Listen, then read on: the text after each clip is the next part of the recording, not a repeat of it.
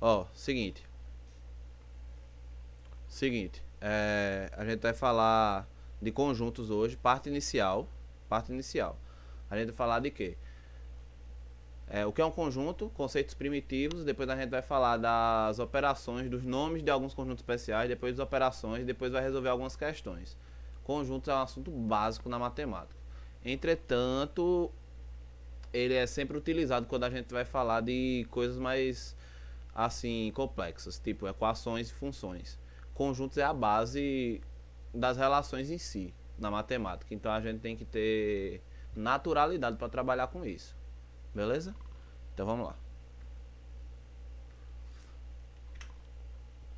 O conteúdo que a gente vai abordar hoje vão ser esses pontos aí do conteúdo: conjuntos, elementos e pertinência, que são os conjuntos primitivos, representações de conjuntos, que tem basicamente três tipos básicos da gente representar conjuntos no geral. Conjuntos especiais são aqueles conjuntos que recebem um nome mais chique por algum motivo. Conjuntos iguais, que é quando há igualdade de conjuntos, que é muito importante. Subconjunto, que é um subconjunto, e operações com conjuntos. Os objetivos da gente: desenvolver a capacidade de interpretação da linguagem matemática para conjuntos, ou seja, de vocês que estão assistindo conseguirem ler a situação, identificar o que é um conjunto, o que é um elemento, quando é que está falando de pertinência, de continência, quando é que está falando de operações envolvendo conjuntos, esse tipo de coisa. E conhecer as operações em si, né? Quais são as suas principais propriedades, principais nuances, né? O que é que elas significam em si. Então vamos começar falando do que é conjunto, certo? Conjunto é um conceito que é muito simples e que a gente sabe desde criança. Relacionados a essa teoria dos conjuntos, a gente tem os três conceitos primitivos, que são muito simples. Na matemática, toda vez que a gente começa a construir um conhecimento, a gente começa com conceitos primitivos, ou axiomas, né, que é o nome chique. Todo mundo que é meu aluno já sabe, né? As coisas têm um nome normal e um nome chique. O nome chique, axioma. E esses axiomas, a gente só aceita que eles são verdades porque são coisas bem básicas. Chegou ou não, Ana? Começou agora. Então vamos começar. Primeiro conceito primitivo da gente de hoje é o que é conjunto. Conjunto, como o nome já diz, é uma reunião de elementos, uma reunião de coisas. E essas coisas têm uma característica em comum, dependendo de qual seja. Uma vez eu perguntei em sala de aula o que é um conjunto, o que você se lembra quando você fala conjunto. Aí uma aluna minha pegou e disse o seguinte: aquelas casinhas da caixa, uma do lado da outra. Eu disse: exatamente. Por que aquele tem o nome de conjunto? Porque aquelas casas, elas seguem o mesmo modelo, elas seguem a mesma planta. Então elas têm uma característica em comum. Então por isso que elas formam um conjunto, certo? Elemento é um dos objetos que formam os conjuntos. Ou seja, dentro do conjunto tem elementos, tem coisinhas, que são essas coisas que têm essa propriedade, certo? Então a gente chama essas coisas que estão lá dentro de elementos. Por isso que lá na aula de matrizes, eu sempre tento dizer que os números da matriz, né, os números que estão lá dentro da matriz são entradas, para a gente diferenciar, certo? Entrada de elemento, conjunto, entrada, matriz, certo? Pertinência é a relação que nos indica se um elemento faz parte do conjunto ou não, certo? Por exemplo, o conjunto das casinhas da caixa, como minha aluna disse lá uma vez, tem o seguinte, né? Se a casinha tá naquele local e seguindo aquela estrutura, ela é uma casinha do conjunto. Se ela, por exemplo, é do outro lado da rua, tem uma casa diferente, é porque não faz mais parte do conjunto. Segue outra planta estrutural diferente, certo?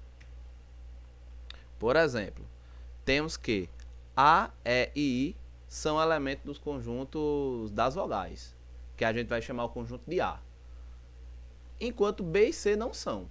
Ou seja, A, E e I, conjunto das vogais, e B e C não fazem parte do conjunto das vogais. Aí, em símbolos, a gente pode representar como que o Azinho pertence a A, esse símbolo significa pertence, ou seja, esse A tem esse A elemento, esse A minúsculo, ele tem a característica do A grande, que é o conjunto, que no caso esse A grande é o que? O conjunto das vogais. Então, como o A é uma vogal, ele está lá dentro. Porém, B não está lá dentro, né? Não pertence, pertence cortado, né? Não pertence. Ou seja, o B não faz parte do conjunto das vogais, obviamente porque ele não é uma vogal, certo? Vamos seguir.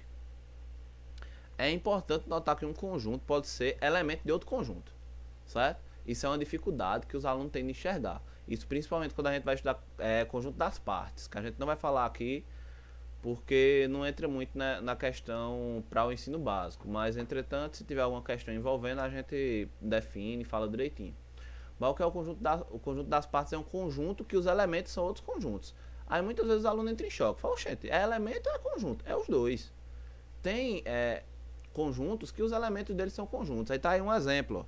Ó. O conjunto dos times de futebol é um conjunto em que os elementos são times de futebol. Por exemplo, tem um campeonato. 24 times. Ou seja, cada time é um elemento desse campeonato. Entretanto, os times são conjuntos. Por quê? São conjuntos formados por jogadores. Então, dentro da ótica do campeonato, cada time é um elemento. Entretanto, cada elemento desse que é um time também é um conjunto. Porque dentro dele, né, ele é formado por jogadores. Certo? Então existem conjuntos que, dependendo do ponto de vista, eles são elementos também de outros conjuntos. Beleza? Vamos seguir. Outro exemplo disso é o conjunto das turmas de uma escola. Cada turma é um elemento desse conjunto. Por exemplo, tem quantas turmas na escola A, por exemplo? Tem 7 turmas. Só que cada uma dessas turmas, elas são elementos do conjunto das turmas, entretanto, cada turma é formada por alunos. Então, elas também são um conjunto de alunos. Então, acho que aí ficou bem exemplificado, né? Aí agora a gente vai para a representação de conjuntos. Como é que eu faço para representar um conjunto e para identificar dentro de uma leitura que aquilo que está sendo falado é um conjunto? Então, em geral, a gente indica um conjunto por meio de letras maiúsculas, certo? Do começo do alfabeto, A, B, C, D, certo? Maiúsculo é o elemento. E os elementos, não, maiúsculo é o conjunto, perdão. Maiúsculos são os conjuntos. E os elementos são representados por letras minúsculas. De preferência do começo do alfabeto, certo? Mas pode ser qualquer uma. Do nosso... As letras nossas, né? Sem ser as gregas, do latinas, as letras latinas. Os elementos, por sua vez, letras minúsculas, acabei de dizer. Como já mencionamos anteriormente, né? A gente utiliza a seguinte notação. A pertence a A para indicar que A é um elemento do conjunto A. E quando eu boto o Ezinho cortado, quer dizer que não é um elemento, certo? Essa é a forma que a gente indica se é elemento ou não é elemento, certo? Uma das representações mais comuns para conjuntos é a seguinte, que a gente vai fazer no quadro, na qual o representamos por uma curva fechada, sem autointerseção, ou seja, uma curva que não passa o tracinho um por cima do outro, e dispomos seus elementos no interior. E a gente chama isso aí de diagrama de Venn. Né? Os livros mais avançados chamam de diagrama de Venn-Euler, né? Porque aí é dedicado aos dois matemáticos. Mas a maioria dos livros básicos traz diagrama de Venn, certo? Vamos para o quadro. O que é um diagrama de Venn, por exemplo? Vamos considerar o conjunto das vogais de novo, certo? O diagrama de Venn desse conjunto seria o seguinte, ó. Vamos dizer que o conjunto A, deixa eu botar aqui de preto, o conjunto A é o conjunto das vogais. Aí eu boto aqui o diagrama de Venn, é uma curva fechada, aí vocês já vão me perdoando porque, né, aqui é no mouse, como todo mundo tá sabendo aí, no mouse é peso.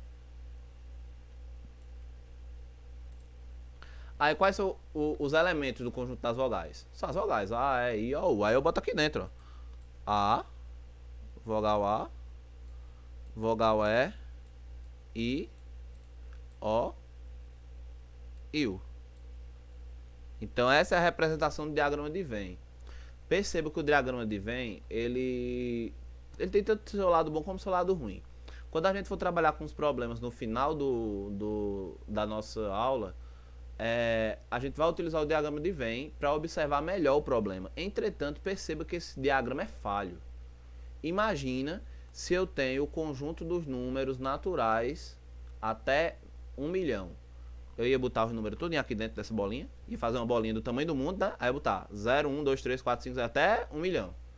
Então, por isso que tem várias representações, porque uma representação vai ser utilizada em alguns momentos e outra vai ser utilizada em outros momentos, certo? Momentos mais úteis para aquela representação. Beleza? Tá compreendido aí até agora, gente? Alguma dúvida? Se comuniquem aí comigo.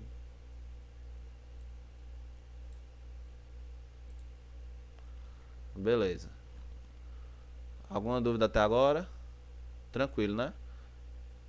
A gente só tá dando nome aos bois. A gente tá dando nome aos bois, né? Tá falando aí o que é o conjunto, o que é um elemento, como é que eu digo que o elemento tá dentro do conjunto, como é que eu digo que tá fora, como eu represento um conjunto, certo?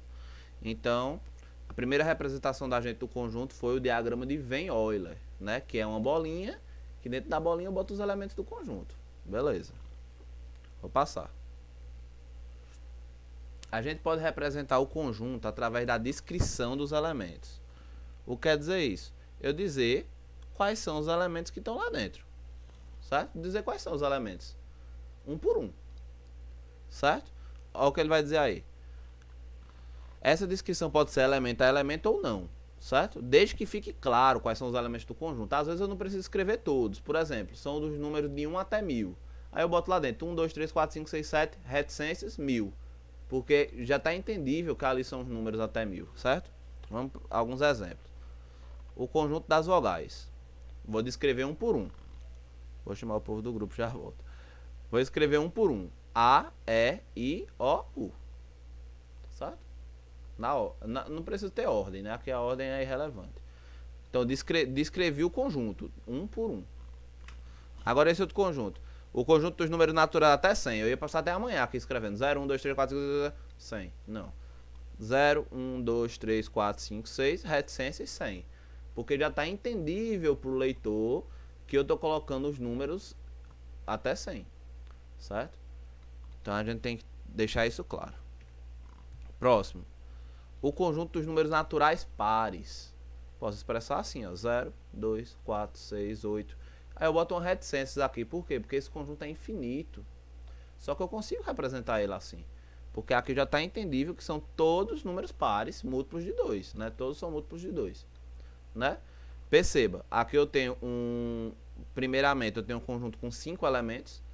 Segundo, aqui eu tenho um conjunto com 101 elementos, que eu não preciso escrever todos, mas eu tenho que colocar o último para mostrar que esse conjunto é finito. E aqui eu tenho um conjunto infinito, né? Que eu boto as reticências e já fecho as chaves, porque eu estou mostrando que esse conjunto é infinito, né? Então, eu estou representando esse infinito através das reticências. Certo? As reticências representam uma quantidade grande de números ou que essa quantidade grande de números não tem fim. Beleza? Vamos seguir. Primeira forma, diagrama de Venn-Euler. Segunda forma, elemento a elemento. Ou de forma que dê para entender quais são os elementos do conjunto. Por último, a gente vai fazer essa aí. Ó. A gente vai representar o conjunto através da característica.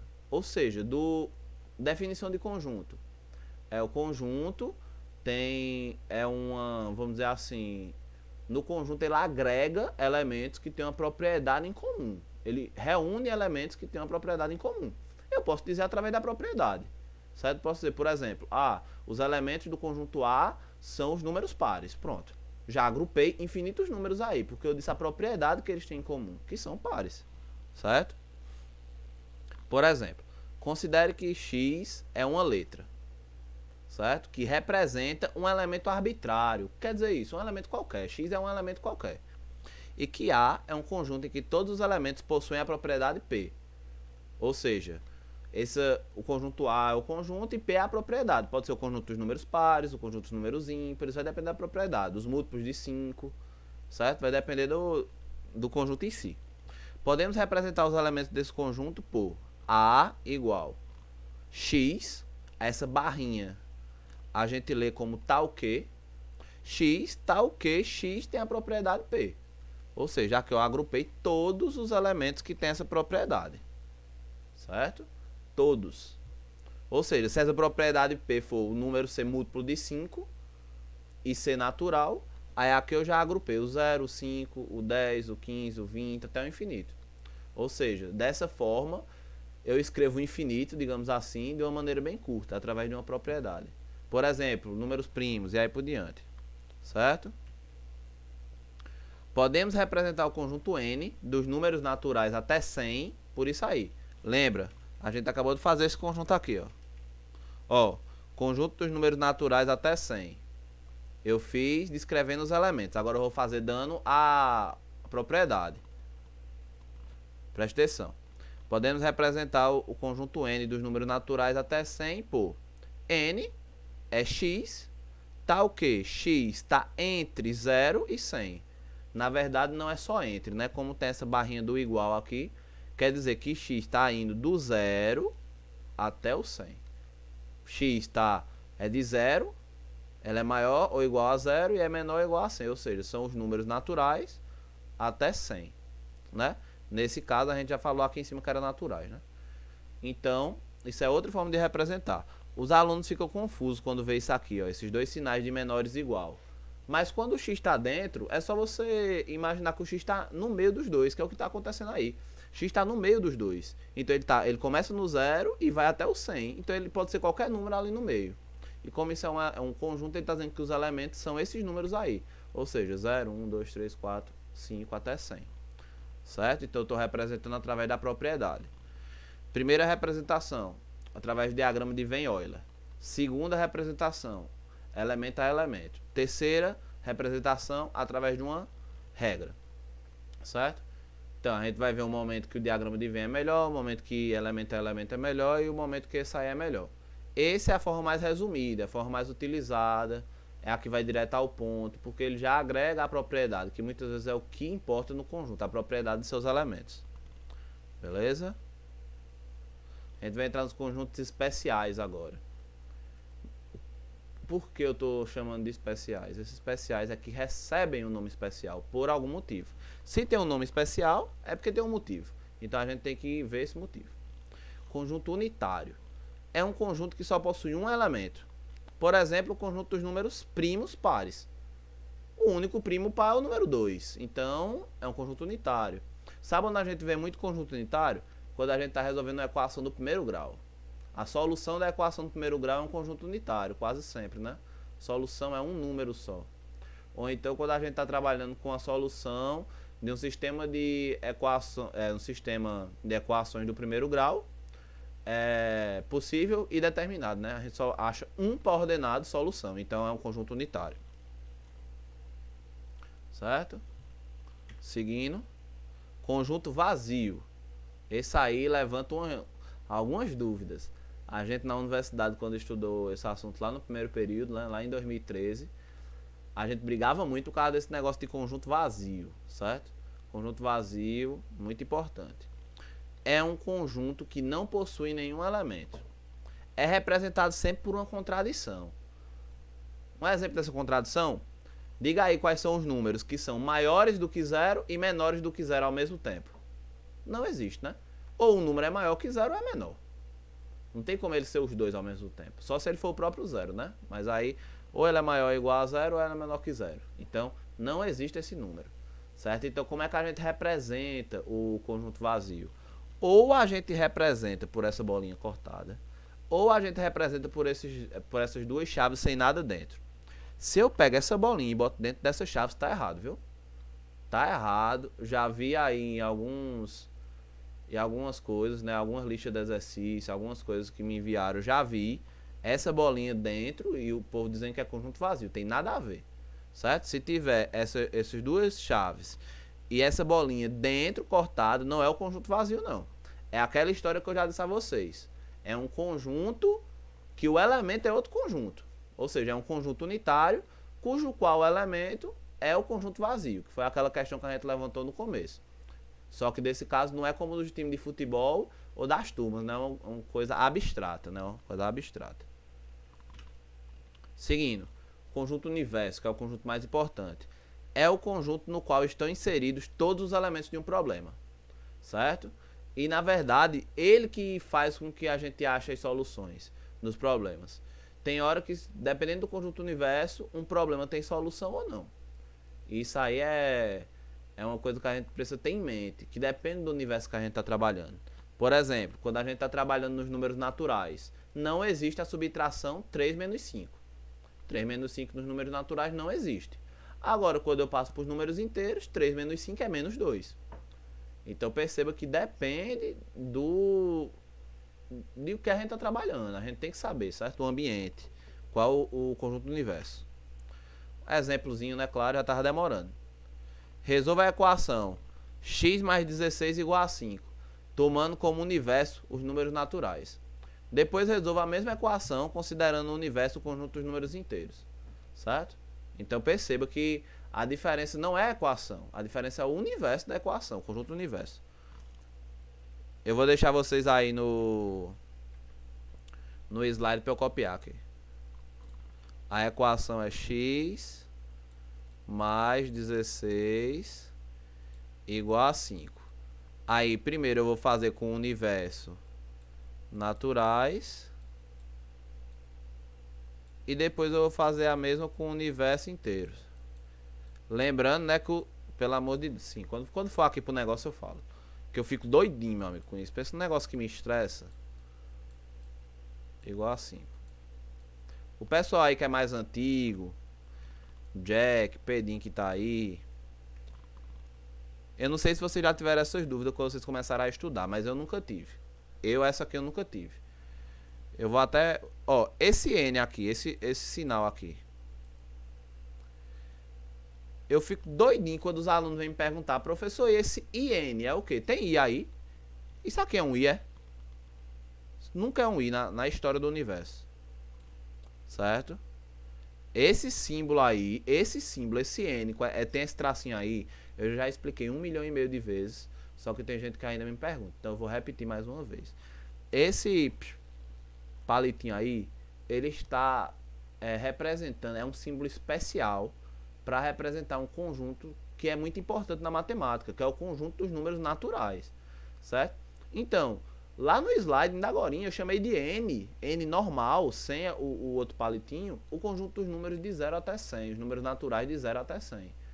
Só que esse N é especial, se ele aparecer em qualquer canto, em qualquer periódico de matemática, em qualquer revista, em qualquer coisa, se aparecer esse N com esse tracinho aí, quem tem o nível de instrução básico reconhece que é o conjunto dos números naturais, correto? Então por isso que esse símbolo tem esse tracinho a mais, para fazer esse destaque. A mesma coisa, o conjunto dos números inteiros, o conjunto dos números racionais e o conjunto dos números reais, o conjunto dos números complexos, certo? Eles sempre têm um tracinho a mais ou alguma coisa mais estilística para representar que é um conjunto especial, um conjunto importante para a matemática, correto? Espero que dos que estão aqui ninguém me pergunte mais o que é esse N, que não é um IN, não tem IN em canto nenhum aí na história do universo, certo? Pois vamos seguir, se tiver alguma dúvida pergunta aí. Vamos fazer as duas contas, certo? A primeira conta a gente vai fazer com o universo natural e a segunda conta com o universo inteiro. Então vamos lá. Aqui só vale números naturais, tá?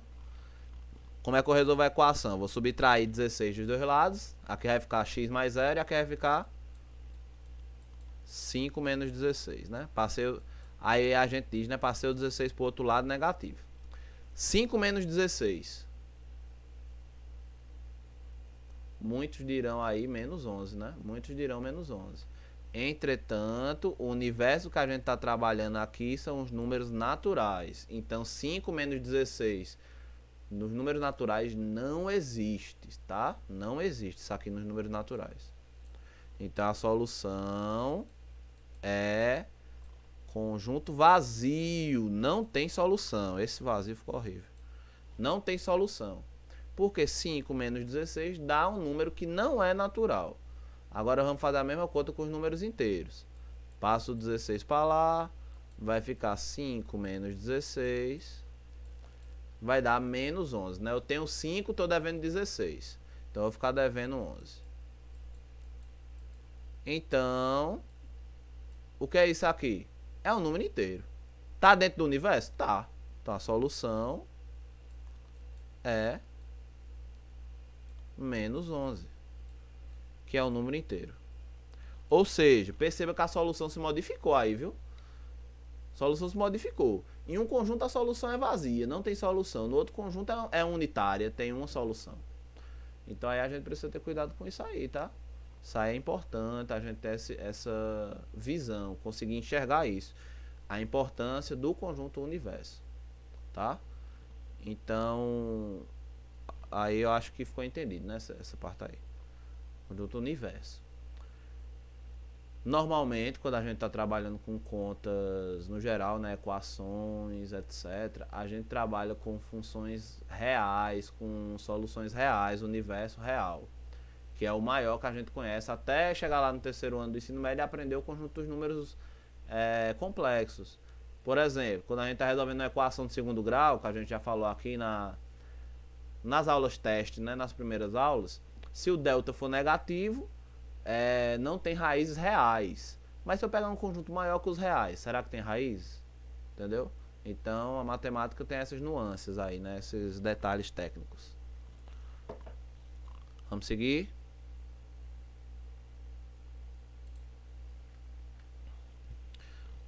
Uma equação, outra equação agora. Resolva a equação x2 mais x menos 6, tomando como conjunto universo o conjunto dos números naturais. Depois resolva a mesma equação considerando o universo o conjunto dos números inteiros. Então, o que é que a gente... Aí o meu quadro fechou, porque eu não sei, né? Aí a gente precisa fazer o quê? A gente copia a equação, resolve a equação e vê se as soluções estão no conjunto universo. Perceba, as soluções de uma equação ou de um problema dependem do conjunto universo, tá? Dependem. Se o conjunto universo for... São elementos do conjunto universo. Se o conjunto universo aumenta, pode ser que uma coisa que não tenha solução em um conjunto tenha em outro. Então a gente tem que ter cuidado. Vou resolver a equação primeiramente. Vamos ver aí se o pessoal que viu a aula de equação de segundo grau está esperto. Nessa conta aqui, quem é o A, quem é o B e quem é o C. Bota aí no chat, A, B e C. Isso. Vamos fazer uma participação aí, né? Vocês estão muito calados hoje, eu tô até estranhando. A, B e C, galera. A, B, C.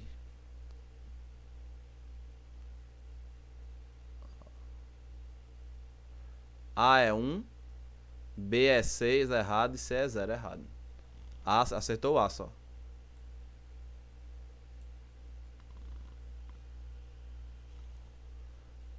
Acertou o A só. E aí? Quem é que vai fazer a boa pra gente?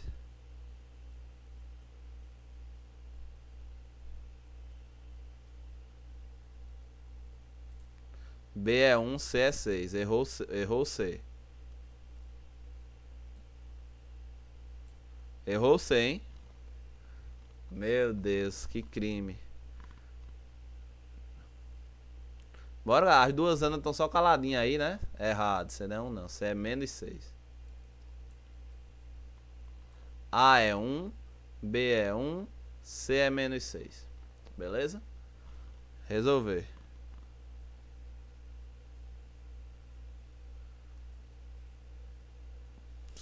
Muito bem, muito bem. Vocês têm que participar, senão não tem graça. Então vamos lá. Delta.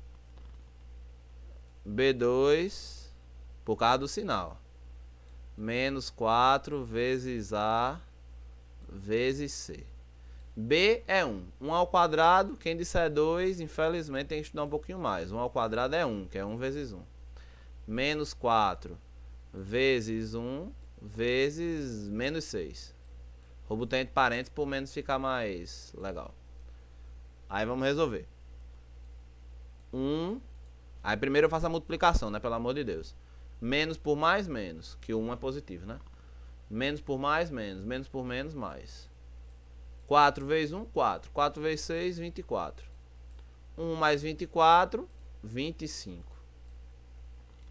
Beleza. Vamos para a fórmula do x agora.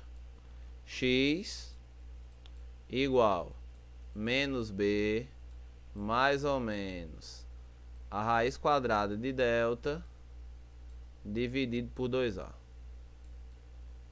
Beleza? Agora eu vou substituir. X igual b é 1, com menos daqui menos 1. mais ou menos a raiz de delta. Delta é 25, raiz de 25 é 5. Dividido por 2A.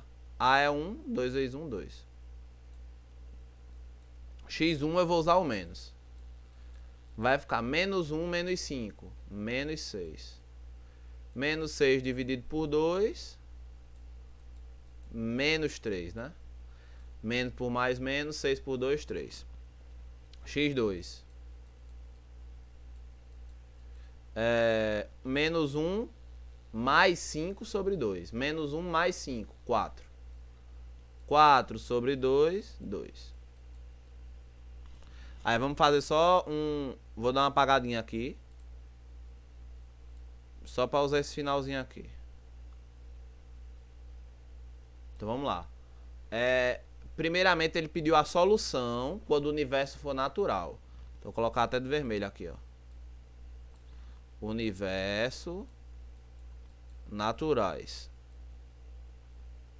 Vamos olhar as soluções? Quais foram as duas soluções que eu achei?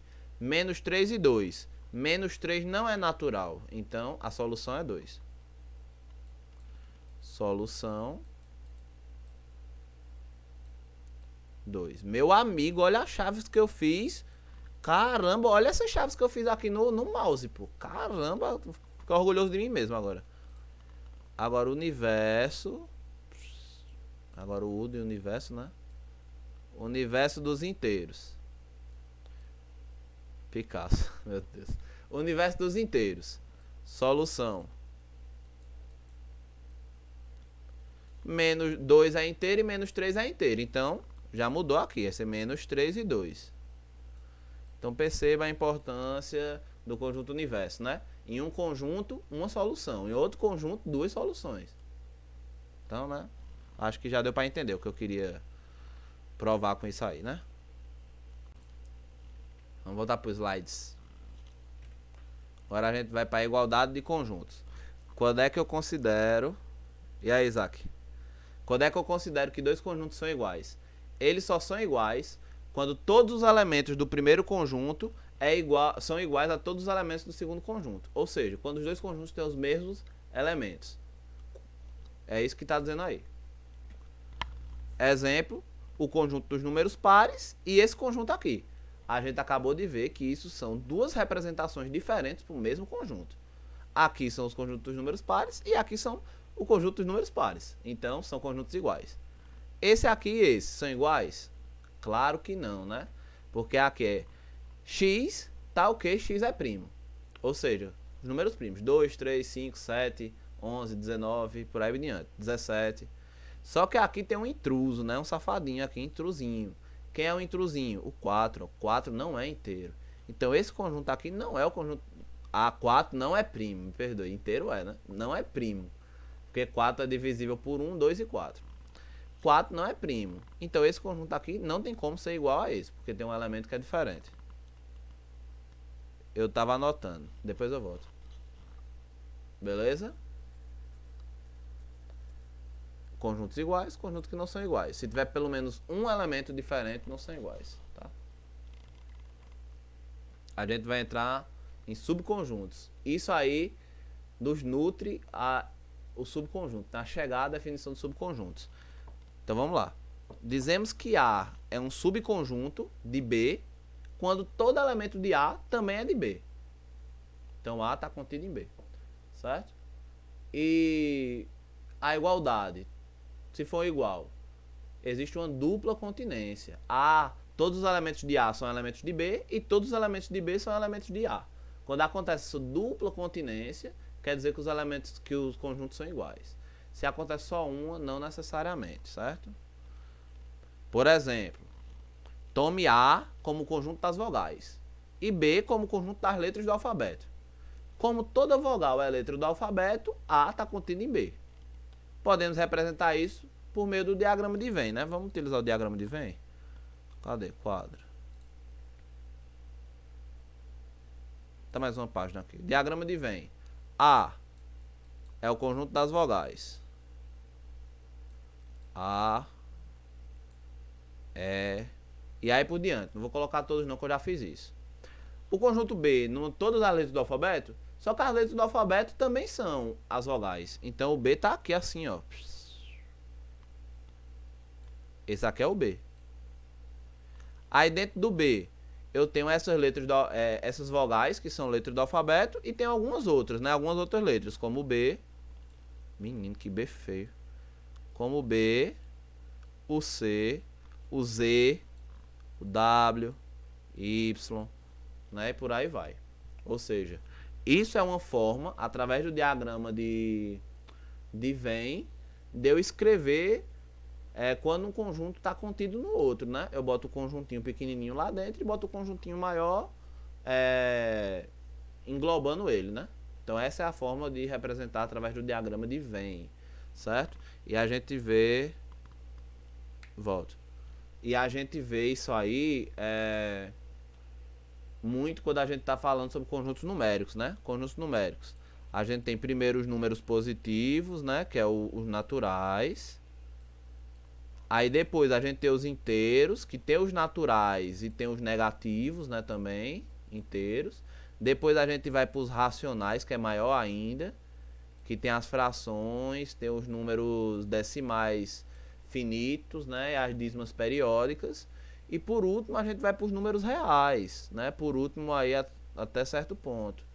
A gente vai para os reais, que tem também as dízimas não periódicas, né? Pi e etc. E ainda tem o dos complexos, que é maior ainda, né? Então, um exemplo clássico de subconjuntos são os conjuntos dos números, conjuntos numéricos que a gente utiliza, né? Tem os naturais estão contidos, vixe Maria, estão contidos nos inteiros, os inteiros contidos nos racionais e os racionais contidos nos reais, certo? Então, é uma relação de continência bem clássica. Então vamos lá.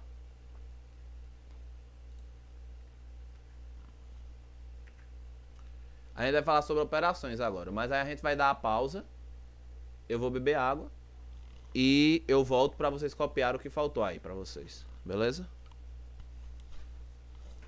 Se quiser falar alguma coisa, tirar alguma dúvida, perguntar alguma coisa, a hora é agora, que é a hora da pausa. Espera aí que eu já volto.